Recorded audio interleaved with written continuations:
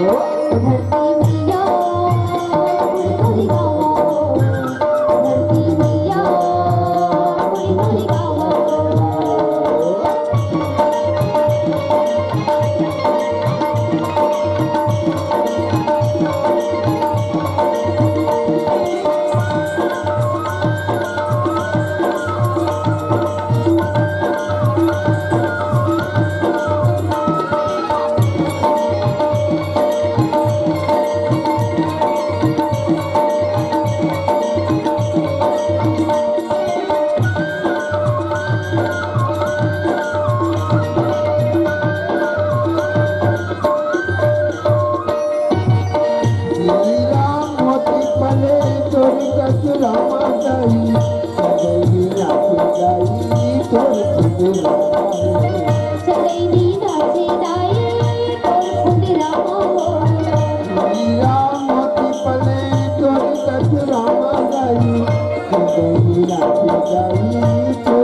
Thank you.